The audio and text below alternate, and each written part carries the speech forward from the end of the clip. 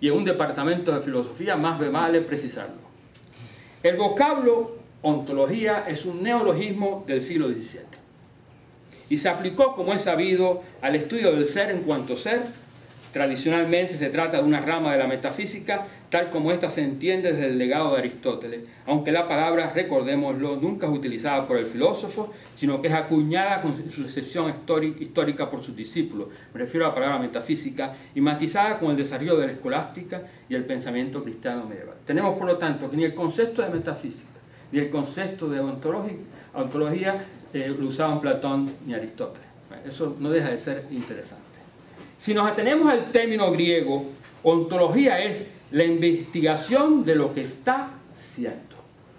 En griego, ontos, genitivo del participio emi, es decir, el verbo ser, que conduce al descubrimiento de lo que hay. Esa es la definición que propongo de ontología.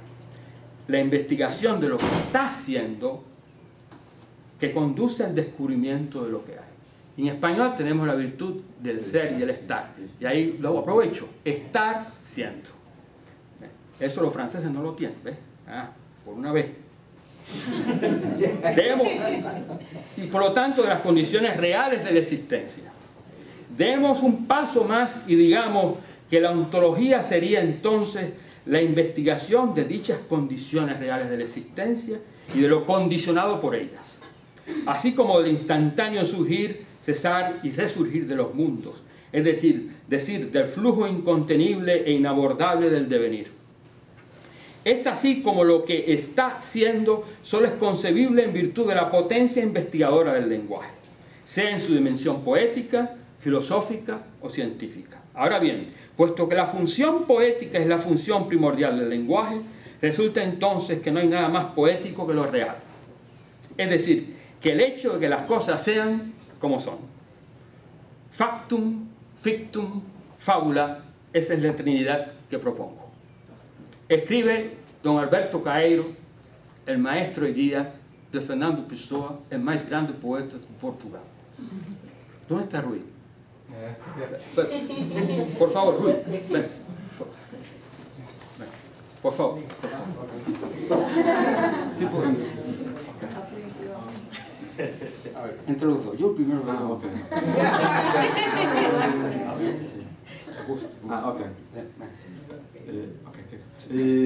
Gosto que tudo seja real e que tudo esteja certo. E gosto porque assim seria mesmo que eu não gostasse. Muito obrigado.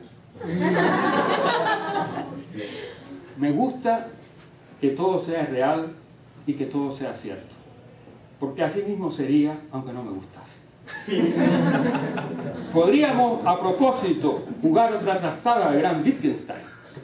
Perdón. Wittgenstein escribe también en tratados. Lo quiero mucho, por eso hago estas cosas.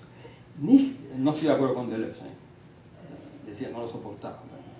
Nicht wie die Welt ist das Mystische, sondern das sie ist. Aquí en la travesura. Nicht wie die Welt ist das Poetische, sondern das sie ist. Es decir, lo místico no consiste, que el mundo sea lo que eso es lo místico. Pero yo digo, que el mundo sea lo que es, eso es lo poético. Tacho lo mismo. Ya se sabe, es mucho lo que mienten los poetas. Polai, aedei, ¿cómo es? No me acuerdo en griego, polai, aedei, pseuda. Y sin embargo, y esta es la clave, esa mentira no deja nunca de ser verdadera, como el apretón de manos. La mentira poética no es el error. Ahí es donde Frege se equivoca. Cito a Frege. Pero no puede estar basado todo esto en un error.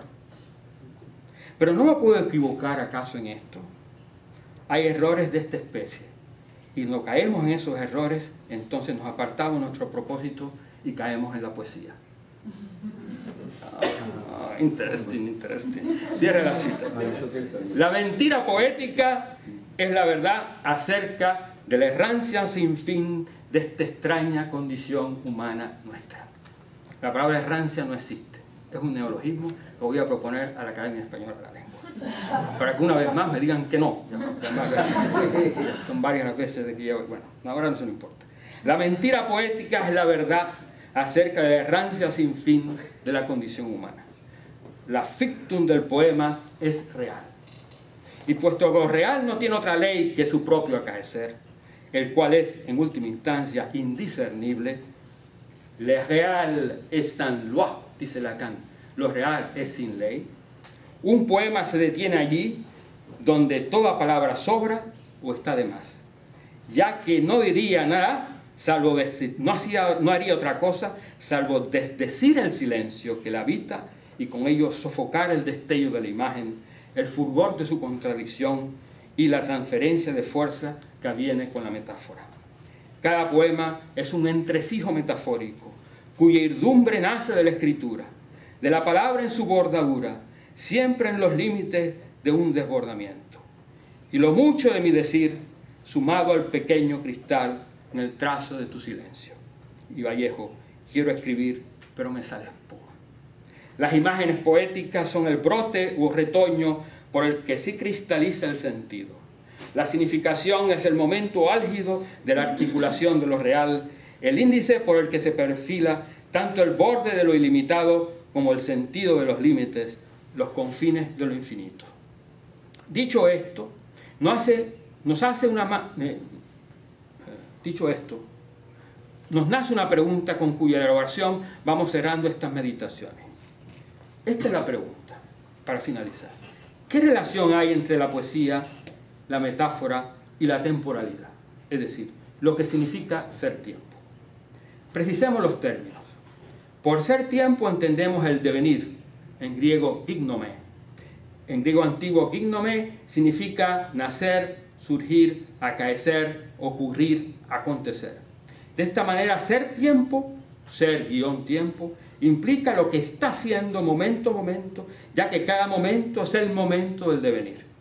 Y a su vez, puesto que el devenir no tiene origen, ni finalidad, ni fin, se puede afirmar también que es eterno, en el sentido de aeón. En este contexto, en esa Heidegger a quien aquí tenemos en cuenta. No es el ser y tiempo, es ser guión tiempo, sino el gran pensador japonés Dogen Zenji. No hablamos de ser y tiempo, sino de ser tiempo, en japonés uji. Tengamos en cuenta ahora la definición de Aristóteles en la poética. Metáfora de estin, onomatos, alitru, epífora. Nadie ha definido la metáfora mejor que Aristóteles. Esa sigue siendo la definición. No, es una maravilla, sin embargo es interesante. Traducimos. La metáfora es la traslación de un nombre ajeno. Eso. La metáfora es la traslación de un nombre ajeno o de un nombre otro. Lo interesante de esta definición es que podría tomarse como una definición metafórica de la metáfora. Lo que equivaldría en el plano lógico a una tautología. Pero aquí viene lo bueno. La clave para esclarecer todo esto está en percatarse de que epífora indica precisamente lo que la metáfora realiza o lleva a cabo: conducir, desplazar, llevar, trasladar, ofrecer, poner. Eso es epífora. De tal manera que el verbo metéforo, además de significar todo lo anterior, tiene también el matiz de trocar, intercambiar, enredar y confundir. Digamos entonces que fundir, y no ya confundir, lo ajeno con lo propio es lo esencial del procedimiento metafórico. Pero no es cualquier cosa la que se funde, es el nombre de las cosas, onomatos. De tal manera que en términos poéticos cualquier nombre puede llegar a ser o devenir el nombre de otra cosa diferente de lo que se nombra, por más extraña, excéntrica o arbitraria que sea la metáfora. Esto supone, sin embargo, que en el plano inmanente de una ontología del devenir, todo es parte de un mismo entramado infinito de interacciones. De esta manera, no habiendo entidades de sustancias, es decir, formas eternas o inmutables, o modos de ser que existan en sí y por sí mismos, la experiencia de lo real implica tanto el nombre con el que identificamos X cosa, como el devenir de todo aquello que siendo uno es también otro. La metáfora deja intacto el nombre que distingue una cosa de otra y afirma, por lo tanto, la heterogeneidad. De no ser así, no habría eficacia metafórica, Y el verso de la frase poética, por ejemplo, el cristal en el trazo de tu silencio o vino que enviudó de su botella, no tendrían ningún sentido ni figurado ni literalmente. Y al mismo tiempo, el intercambio de los grafemas genera la fusión deliciosa de un descubrimiento poético.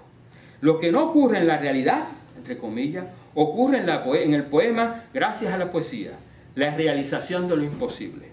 Pero esto solo es posible porque no hay realmente nada que no esté atravesado por el metabolismo del devenir. El procedimiento de la metáfora demuestra que a la diáfora, es decir, a la diferencia, hay que entenderla como aquello que emerge del trayecto del devenir, es decir, de lo real. De todo lo que nace, persiste y cesa para resurgir de nuevo en el proceso de lo que significa ser tiempo.